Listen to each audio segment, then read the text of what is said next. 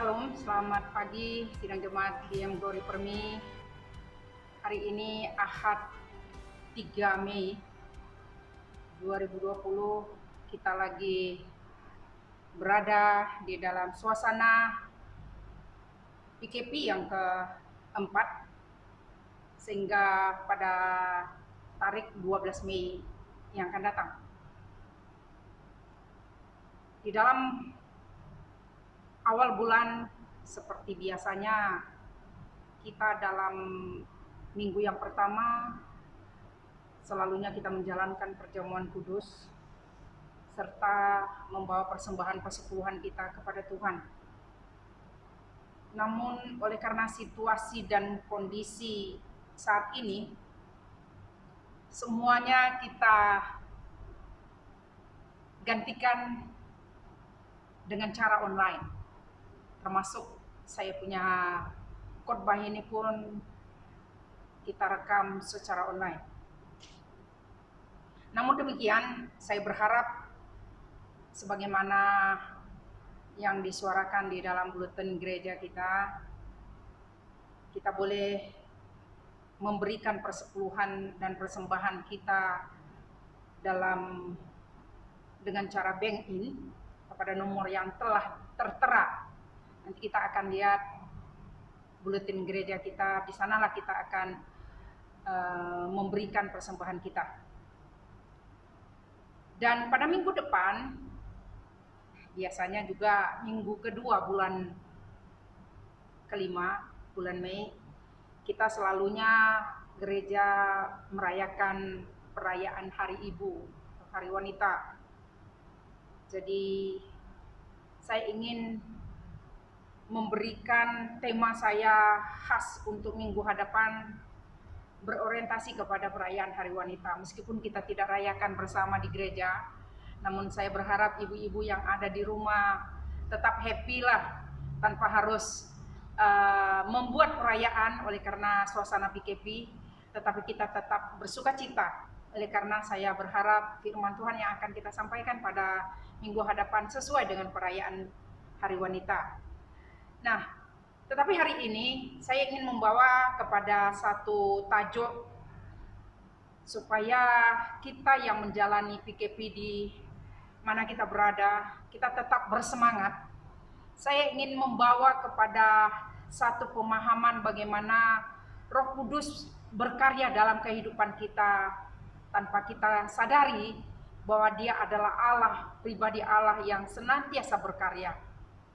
Jadi pada hari ini dan hari kemarin saya sudah menyampaikan tentang karya Roh Kudus itu di dalam renungan pagi kita. Tetapi saya mau membawa supaya jemaat kita senantiasa bersemangat meskipun dalam suasana PKP. Jadi saya menyampaikan satu tajuk, satu topik, peranan Roh Kudus sebagai inspirator bagi orang percaya. Jadi ini yang menjadi kajian bagi saya untuk kita menjalani kehidupan kita di masa PKP ini. Roh Kudus senantiasa berkarya dalam hidup kita. Kita senantiasa hidup di dalam pimpinannya meskipun suasana dan kondisi yang merasa bahwa kita terkurung. Tetapi Roh Kudus adalah roh yang memberikan kekuatan, semangat, penghiburan, itu juga yang memberikan kepada kita kekuatan ketika kita menjalani situasi yang seperti ini. Tujuan saya supaya sidang jemaat, bahkan seluruh yang mendengarkan firman Tuhan pada hari ini, renungan kita, boleh terinspirasi. Bagaimana meskipun saya terkurung, tetapi saya boleh menjadi berkat bagi orang lain. Oleh karena itu saya ingin membawa kepada satu pelajaran bagi kita, peranan Roh Kudus sebagai inspirator. Jadi dalam bagian ini saya membagi kepada kita 3 perkara bagaimana Dia berperan dalam kehidupan kita. Yang pertama, Roh Kudus itu menginspirasikan manusia untuk menuliskan perkataan Tuhan.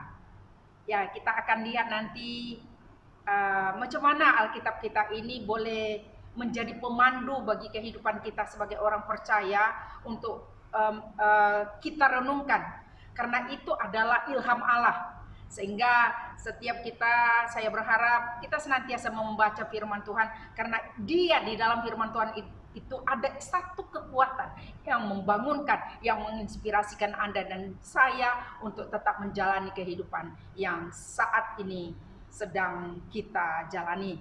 Yang kedua, nanti saya akan menyampaikan bagaimana Roh Kudus itu berperan dapat menginspirasikan kita untuk tetap berada dalam posisi untuk melakukan kebenaran Allah.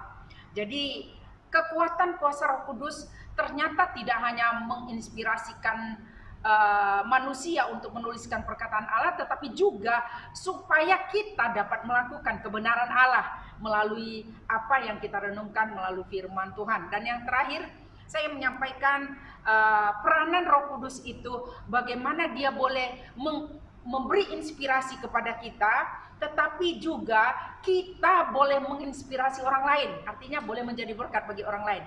Itulah tugas Roh Kudus sebagai inspirator bagi kehidupan orang percaya.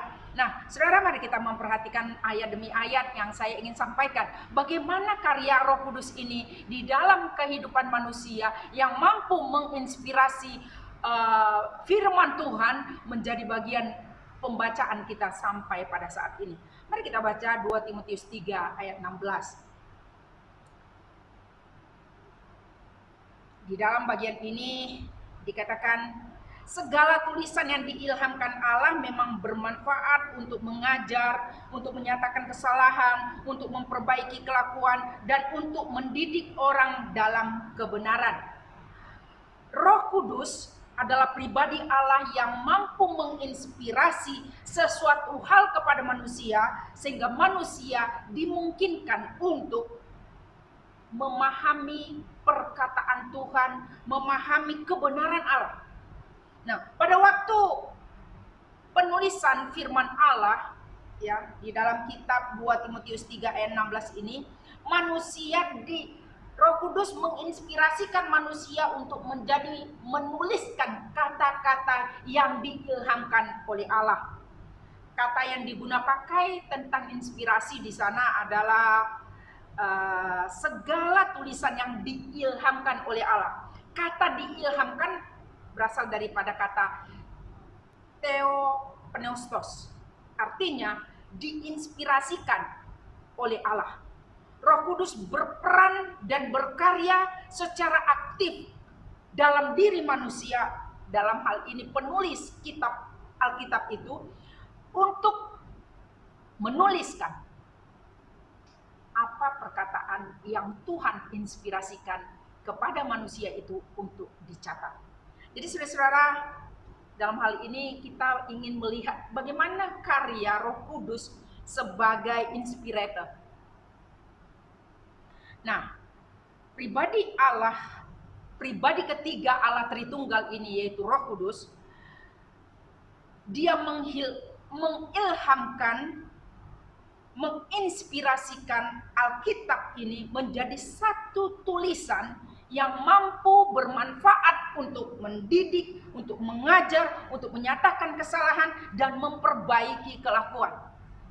Saudaraku yang dikasihi Tuhan, ini merupakan standar kehidupan kita sebagai orang Kristen, orang percaya, bahwa ada panduan yang harus menjadi kita bercermin di atas kebenaran Allah, yaitu Alkitab.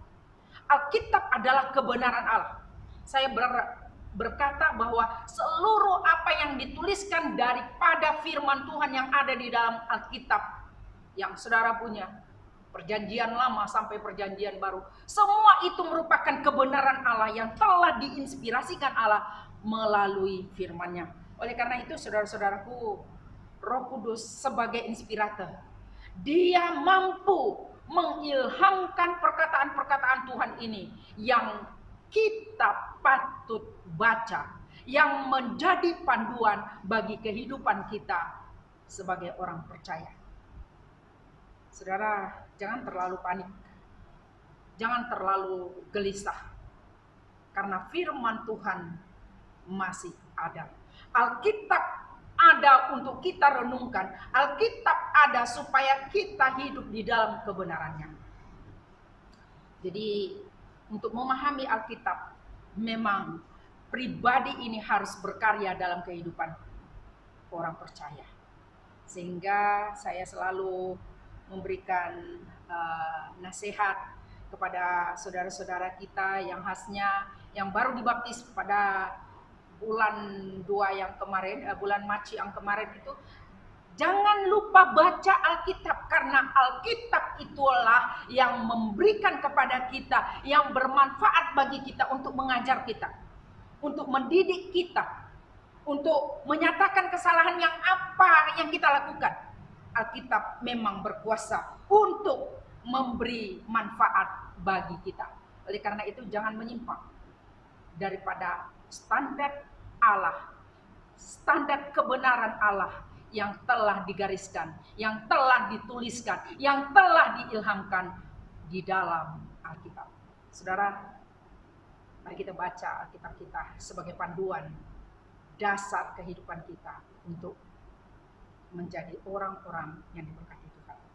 Yang kedua, selain Roh Kudus berperan untuk menginspirasikan Alkitab yang adalah firman Allah itu, Roh Kudus juga menginspirasikan supaya setiap orang percaya dapat melakukan kebenaran Allah, dapat dimungkinkan untuk melakukan kebenaran yang bersumber daripada Alkitab itu.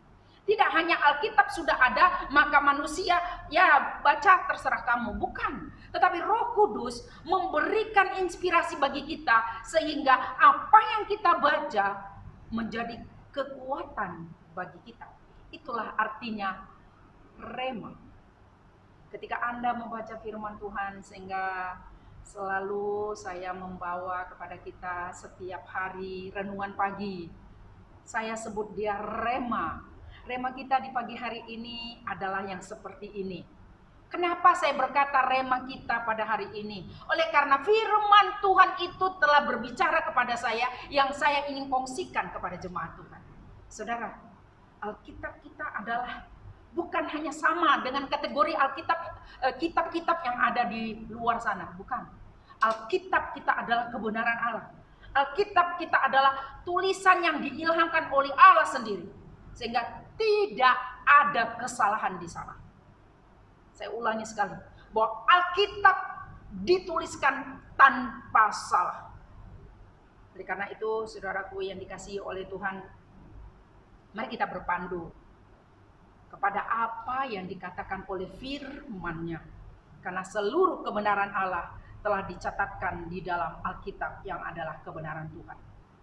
Saudaraku yang dikasihi Tuhan, ada 3 perkara yang boleh kita lihat bagaimana Roh Kudus berkarya di dalam diri manusia itu untuk mampu melakukan kebenaran Allah. Yang pertama, saya ingin membawa pada saudara kitab Roma pasal 8 ayat 14 yang berkata begini. Semua orang yang dipimpin Roh Allah adalah anak Allah. Sebab kamu tidak memiliki roh perbudakan yang membuat kamu menjadi takut, tetapi kamu telah menerima roh yang menjadikan kamu anak Allah. Oleh roh itu kita berseru, ya Aba, ya Bapa. Artinya saudaraku, Allah Roh Kudus menginspirasikan supaya manusia itu menjadi kepunyaan Allah. Dengan karyanya bekerja di dalam diri manusia. Karena ketika kita berkata ya Aba ya Bapa, roh itulah yang memungkinkan kita. Roh Kudus itulah yang memberikan suara itu di dalam hati kita sehingga kita bertobat. Bukan karena saya melayani Anda, kamu harus dibaptis, kamu harus hidup dalam Roh Kudus dan sebagainya. Bukan, kata-kata saya tak punya kuasa, tetapi firman Allah berkuasa untuk mengubah kehidupan manusia. Saudara, itulah peranan Roh Kudus sebagai inspirator bagi kehidupan kita. Yang kedua, Roh Kudus itu juga menolong kita untuk mematikan perbuatan-perbuatan daging yang ada dalam diri kita. Keinginan-keinginan daging yang ada di dalam diri kita. Karena Roh Kudus itu yang tinggal di dalam kita membuat kita sensitif terhadap perbuatan yang tak berkenan di hadapan Tuhan. Dalam ayatnya yang ke-13 dikatakan begini, sebab jika kamu hidup menurut daging, kamu akan mati. Tetapi jika oleh roh kamu mematikan perbuatan-perbuatan tubuhmu, kamu akan hidup. Bapak Ibu sidang jemaat yang dikasihi Tuhan, bahwa Paulus ingin menyuarakan di dalam kehidupannya, dia ingin menyatakan keinginan dia untuk hidup bersama dengan Tuhan, tetapi kedagingan yang masih ada melekat di dalam dirinya, itu yang perlu diperjuangkannya untuk berkenan kepada Tuhan. Jadi kedagingan itu adalah sesuatu yang membuat kita terpisah daripada Tuhan. Tetapi saudara, melalui firman Tuhan ini, Roh Kudus menolong kita untuk mematikan perbuatan-perbuatan kedagingan kita. Bapak Ibu Saudaraku yang dikasihi Tuhan, perbuatan daging itu sesuatu yang tak berkenan di hadapan Tuhan. Segala kedagingan, kata firman Tuhan, itu tak berkenan di hadapannya. Sehingga untuk menolong manusia itu mematikan perbuatan dagingnya, Roh Kudus harus berkarya dan hidup di dalam diri orang itu. Kita tidak mempunyai kemampuan untuk menggantikannya dengan begitu saja.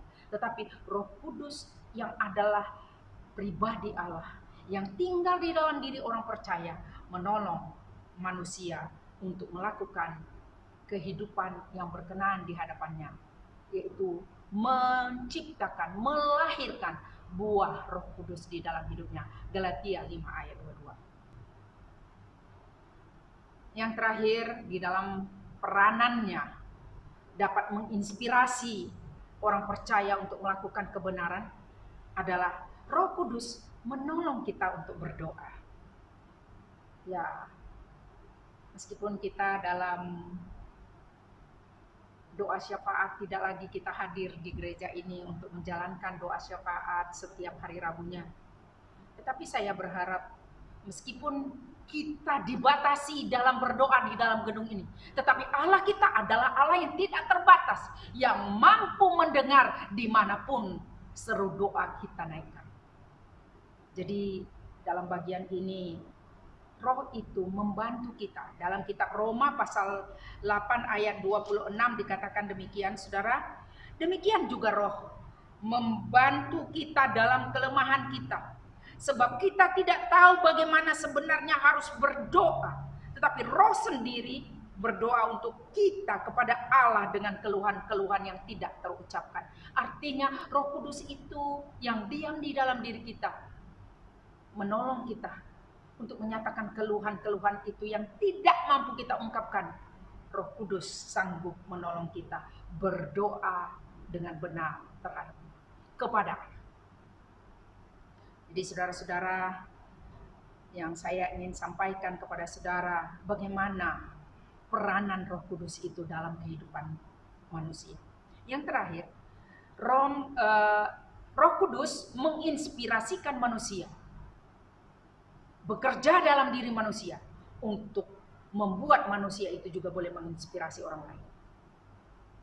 Artinya Roh Kudus yang tinggal di dalam diri kita, dia mampu memberikan kita untuk menasihati orang lain. Artinya kekuatan Roh Kudus itu yang tinggal di dalam diri kita mampu membuat kita menginspirasi orang lain. Apa maksudnya, Pastor? Mungkin Anda ingin bertanya. Untuk dapat menginspirasi orang lain, maka kita harus bergantung kepada inspirator, ya kan? Kepada Roh Kudus yang adalah inspirator kita. Jadi di dalam bagian ini memperingatkan kita supaya kita hidup di dalam pimpinan Roh Kudus. Sehingga ketika kita mau membuat orang lain, menginspirasikan orang lain dengan kata-kata kita, maka satu perkara yang harus kita lakukan, kita harus hidup di dalamnya. Ya. Jadi apa-apa yang kita ingin berikan nasihat, dorongan, penghiburan di dalam kepada orang lain, tetapi kata-kata kita terbatas ketika kita ingin menyatakan nasihat kita. Tetapi Roh Kudus itu akan memimpin kita untuk dapat kata demi kata, kalimat demi kalimat yang Anda sampaikan boleh menjadi berkat bagi orang lain. Itulah kekuatan kuasa Roh Kudus sebagai inspirator.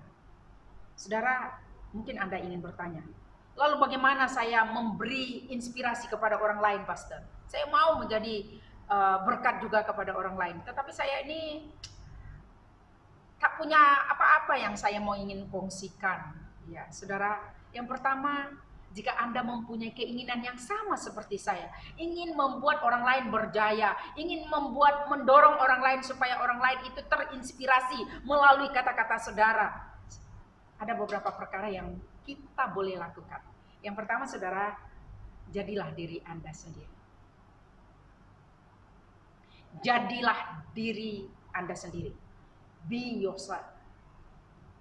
Artinya, ketika kita menjadikan diri kita sendiri seperti apa, memang kita ini ciptakan Tuhan unik.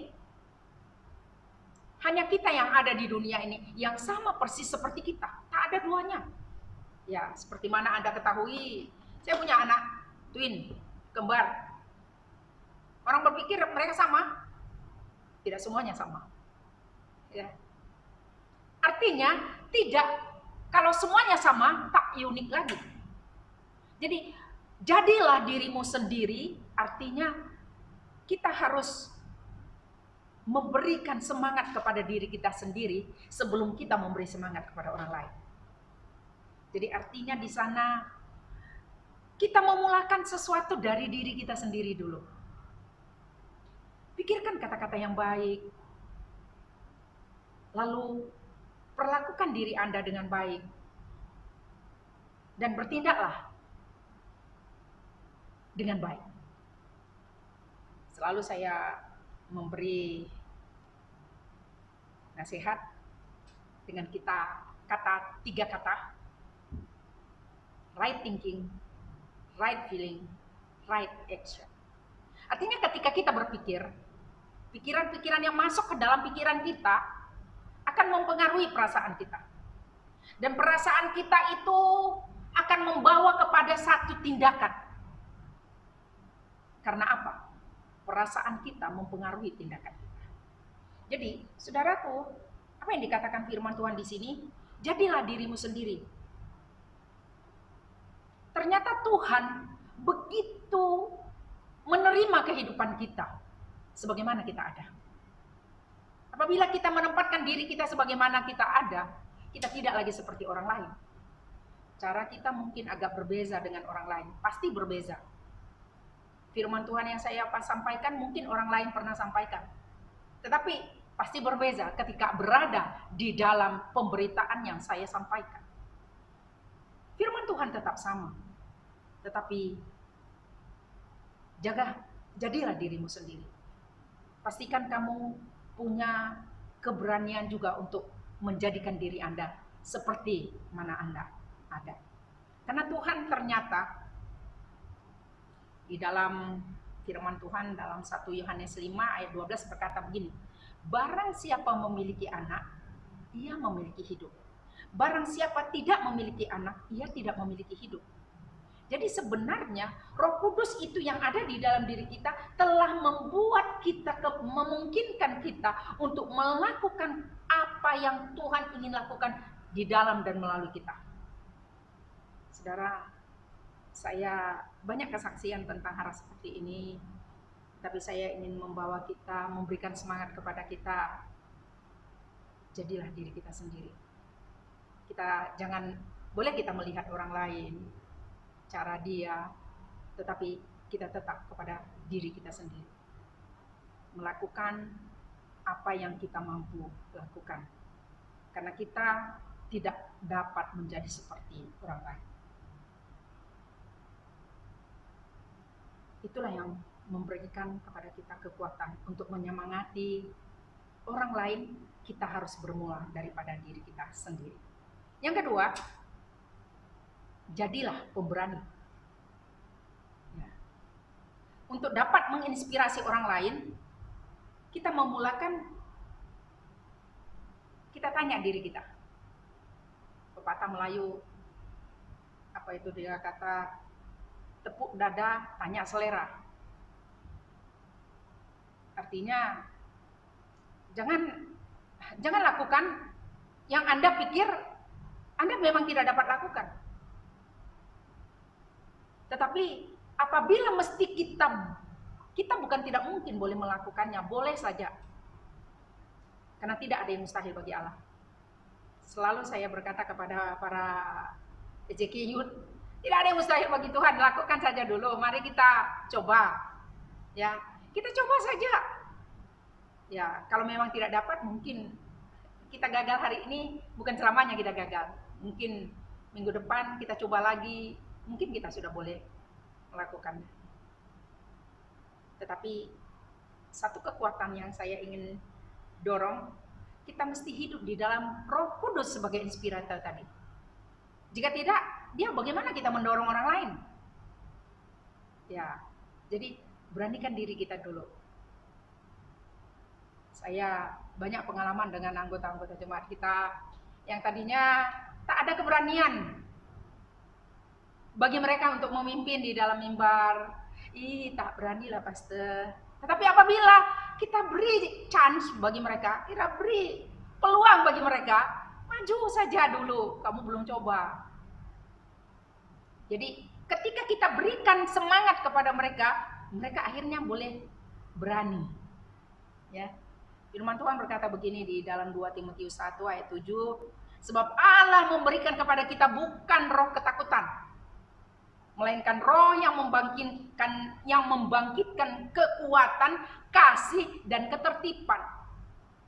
Artinya ketika kita mendorong orang lain, kita harus pastikan bahwa saya mendorong kamu dengan penuh kasih. Saya mendorong kamu supaya kamu kuat. Saya mendorong kamu supaya kamu disiplin. Kira-kira demikian. Saudara-saudara, saya berharap Roh Kudus yang adalah inspirasi kita, inspirator kita, dapat memberikan kita semangat untuk menjadi berani. Bahkan kalau boleh, berani memerangi COVID-19. Kira-kira demikian ya. Artinya keberanian itu bukan tiba-tiba terjadi, enggak. Saya suka membaca buku John Maxwell yang berjudul Berani Bermimpi. Ya. Sebenarnya apa yang diminta? Supaya melalui buku itu sebenarnya waktu saya baca, kita harus mengandalkan kuasa Roh Kudus sebagai inspirator kita untuk menjadikan kita tidak tinggal di dalam zona nyaman. Ada kalanya kita senang betul dengan zona nyaman yang ada ini. Sudah 2 bulan kita tidak ada kegiatan, mungkin jadi senang kita. Bagi saya, nak bangun pagi itu, ya tak ada kerja, boleh saja bangun pukul 8, pukul 9, ya kan. Tetapi, bagi pemikiran saya, itu sesuatu yang rutin kita lakukan. Berdoa pagi, baca firman. Jadi tanpa harus, meskipun tak bekerja, tidak melakukan kegiatan ke depan, tetapi berhubungan dengan Tuhan sebagai inspirator, Roh Kudus sebagai inspirator kita senantiasa diingatkannya untuk berhubungan dengan Dia. Ada hubungan intimasi dengan Tuhan. Jadi saudara-saudara, saya berharap meskipun berada dalam keadaan yang seperti yang kita alami pada saat ini, tapi marilah kita memotivasi diri kita, menjadikan kita orang yang berani maju, ya, sehingga kita boleh tampil berbeza. Itu yang terakhir, making a difference, membuat perbedaan. Artinya ketika kita bergantung penuh kepada kuasa Tuhan, Memang Roh Kudusnya akan membuat kita sesuatu yang baru. Apa kata Paulus? Dalam 2 Korintus 5 ayat 17, siapa yang ada di dalam Kristus, dia adalah ciptaan yang baru. Yang lama sudah berlalu, yang baru akan datang. Artinya jangan tinggal di masa lalu. Ada lagu yang mengatakan, ku mau tetap tinggal di sini. Ya, sebenarnya lagu itu bagus. Tetapi jangan mau tinggal di tempat yang tak berkenan di hati Tuhan. Maju, buat perbezaan. Kehidupan kita senantiasa harus berubah. Saya pun mengalami perubahan selama 2 bulan ini. Saya rasa berat badan saya bertambah. Ya, paling tidak berubah juga, ya kan? Ada berbeda. Saya malu juga nanti pada waktu habis PKP ini, wah, ibu pastor besar juga sudah. Ya, tak apa. Yang penting sehat. Jadi cara kita harus melakukan perubahan, perbedaan, ya. Tentu kita mungkin berpikir bagaimana kita supaya berbeza, ya. Memberi inspirasi kepada orang lain pasti membuat orang lain itu menjadi, ya paling tidak dia menjadi dirinya sendiri. Dia boleh berani dan dia ada perubahan di dalam hidupnya. Kalau dulu dia perokok, sekarang tidak lagi. Kalau dulu dia peminum, sekarang tidak lagi. Kalau dulu dia penjudi, sekarang tidak lagi. Kira-kira demikian. Itu ada perbedaan. Saudara, ini yang merupakan satu hal bagi kita. Pentingnya kita hidup di dalam Roh Kudus supaya kita boleh menginspirasi orang lain. Sehingga orang lain dapat datang menghampiri hadiratnya dengan penuh kesyukuran. Karena itulah kehendak Tuhan. Saudara, hindari orang-orang yang tak memberikan inspirasi bagi kamu. Tinggal di tempat yang dulu kamu sudah tinggal di sana bertahun-tahun, tapi kamu masih mau tinggal di dalam hidup yang seperti itu. Tolong, meskipun PKP tahun ini kita sudah hampir 2 bulan lebih, tetapi mari kita tinggalkan segala hal yang menjauhkan diri kita dari Tuhan. Buatlah perbedaan, karena perbedaan itu harus terjadi. Relevansinya saya ingin sampaikan kepada kita, hiduplah dalam pimpinan Roh Allah yang kudus, karena Dia berperan sebagai inspirator, mampu menginspirasikan kita manusia, mampu menuliskan kata-kata Tuhan melalui Alkitab yang kita sudah baca, supaya kita hidup dalam kebenarannya. Maka kita patut menginspirasi orang lain juga. Meskipun mungkin ada di antara kita belum ada di tahap yang sama seperti yang saya katakan, menginspirasi orang lain, memberikan dorongan, memberikan nasihat, memberikan penghiburan. Tetapi pertanyaan saya, adakah Anda bersedia untuk tinggal dan hidup di dalam pimpinan Roh Allah yang kudus? Karena ketika Anda diam di dalamnya, hidup di dalamnya, maka Anda pun akan dapat digunapakai sebagaimana Tuhan menghendakinya. Dan marilah kita membuat perubahan di dalam kehidupan kita. Karena yang Tuhan minta daripada diri Anda adalah Anda menginspirasi orang lain. Karena itulah tujuan hidup kita, untuk menjadi berkat bagi orang lain sampai selama-lamanya. Tuhan memberkati kita. Mari kita berdoa.